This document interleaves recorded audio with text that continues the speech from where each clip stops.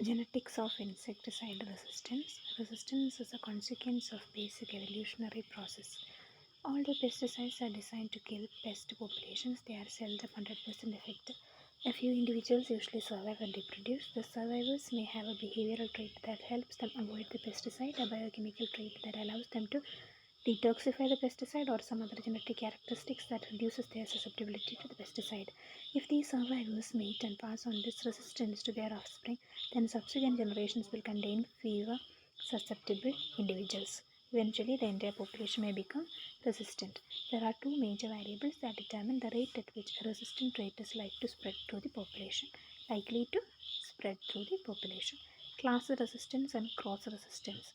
When an insect population develops resistance to one pesticide, it may also prove to be resistant to certain compounds that have the same mode of action.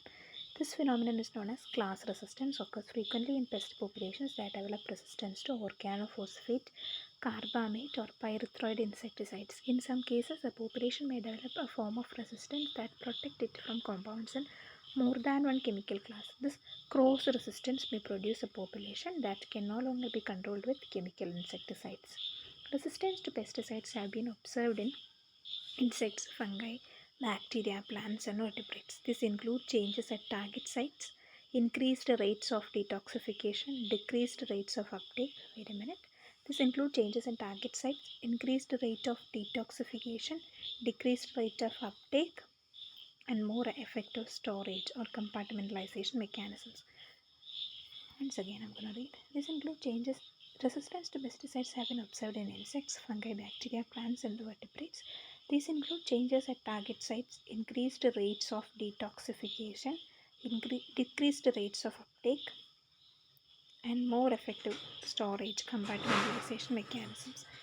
Most resistance to pesticides is inherited in a typical Mendelian fashion, but in some cases, resistance can be attributed to or influenced by relatively unique genetic and biochemical characteristics. A thorough understanding of the genetic, biochemical, and physiological mechanisms of pesticide resistance is essential to the development of solutions to the pesticide resistance problem. Genetic background. Insects, vertebrates, most higher plants and fungi of the class Oomycetes are diploid and some fungi are dikaryotic. Therefore, the genes responsible for resistance may exist in duplicate. Multiple allelic forms are known for many resistance genes. These alleles often produce an effect that is greater than additive. In some cases, resistance gene may exist in multiple copies, a condition called gene amplification. This is known to occur, for example, in the insects Mysis and Culex. Several genes at different loci also can be involved in resistance. The resistance level of an organism is frequently the result of the interaction of alleles of several genes at different loci. This interaction is known as polygenic resistance. Genes that can mutate to confer resistance to a pesticide may be either structural or regulatory. Some structural genes are translated into products like enzymes, receptors, and other cell components such as ribosomes and tubulin that are targets for pesticides. Mutation of structural genes can result in a critical modification of the gene product, such as in target site sensitivity or increased ability to metabolite pesticides. So, some structural genes are translated into products. Wait a minute. From here, we need to start. Yeah. Most resistance to pesticides is inherited in a typical Mendelian fashion, but in some cases, resistance can be attributed to or influenced by relatively unique genetic and biochemical characteristics. A thorough understanding of the genetic, biochemical, and physiological mechanisms of pesticide resistance is essential to the development of solutions to the pesticide resistance problem. The insects, vertebrates, most higher plants, and fungi of the class Oomycetes are diploid and some fungi are dikaryotic. Therefore, the gene or genes responsible for resistance may exist in duplicate. Multiple alleles forms are known for many resistance genes. These alleles often produce an effect that is greater than additive. In some cases, resistance gene exists in multiple copies, a condition called gene amplification. This is known to occur, for example, in the insect Myxis and Culex. Several genes at different loci also can be involved in resistance.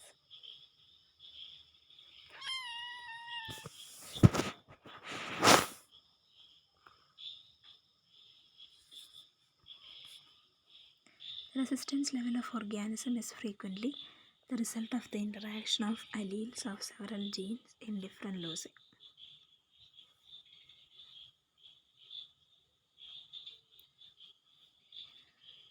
This interaction is known as polygenic resistance.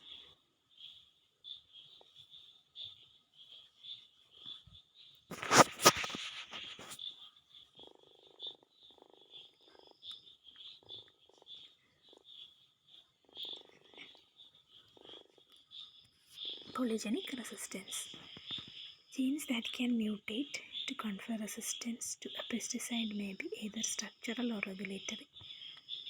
Some structural genes are translated into product, enzymes, receptors, and other cell components such as ribosomes and tubulin that are targets for pesticides. Mutations of structural genes can result in a critical modification of the gene product such as the target cell site sensitivity. Some structural genes are translated into products like enzymes, receptors, and other cell components such as ribosomes and tubulin that are targets for pesticides. Mutations of structural genes.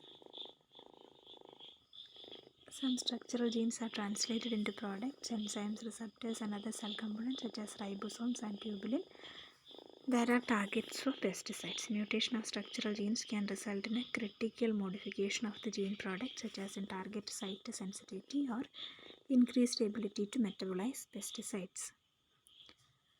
Regulatory gene products may control rates of structural gene transcription. They may also recognize and bind pesticides and thereby control the induction of detoxifying enzymes. A clear and detailed understanding of the molecular genetic apparatus of the resistant organism can provide essential information for devising tools and strategies for avoidance and management of practical pesticide resistance problems.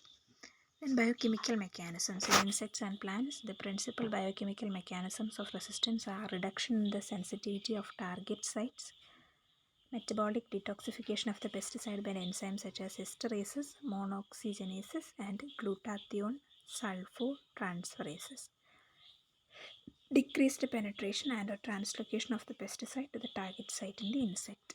Metabolic resistance in the housefly seems to be under the control of a single gene whose product is a receptor protein. This protein binds insecticide and the protein-insecticide complex induces synthesis of multiple detoxifying enzymes. Despite the continual threat of insecticides, we may still be able to exploit our expanding knowledge of the genetic and biochemical makeup of pests by designing pesticides that can circumvent existing resistant mechanisms. Our course of future research appears to be the integration of a diversity of approaches to pest control, like chemical, biological, and cultural or ecological, because an integrated application of multiple methods will produce minimum selection pressure for development of resistance to pesticides. Evolution of resistance to minimally selective or multi-target synthetic chemicals might be delayed definitely if the selection pressure were kept within reasonable limits.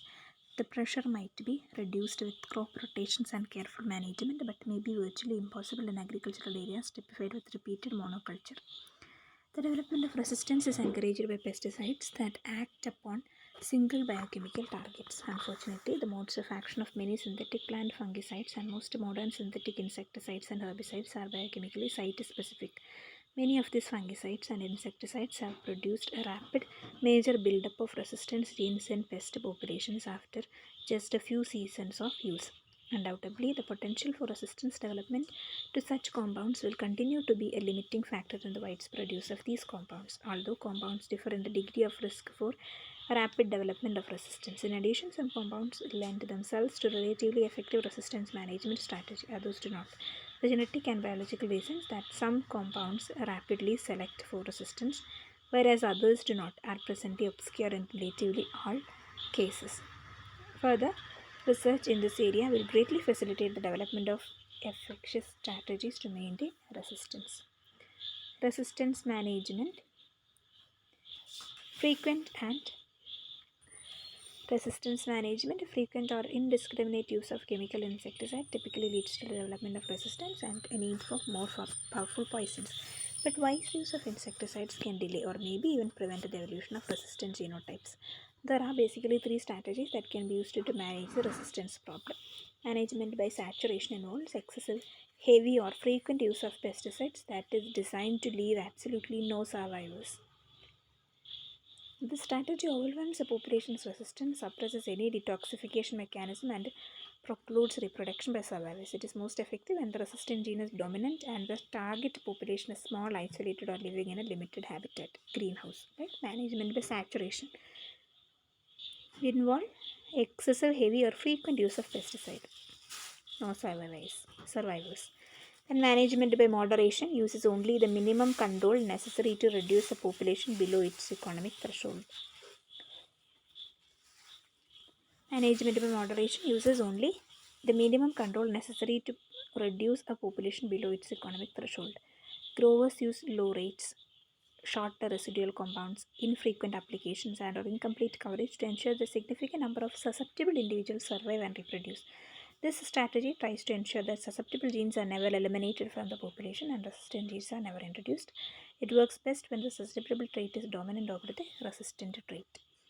Management by multiple attack involve the use of several control tactics that work in different ways, but by rotating insecticides with different modes of action or by alternating chemical with non-chemical control tactics.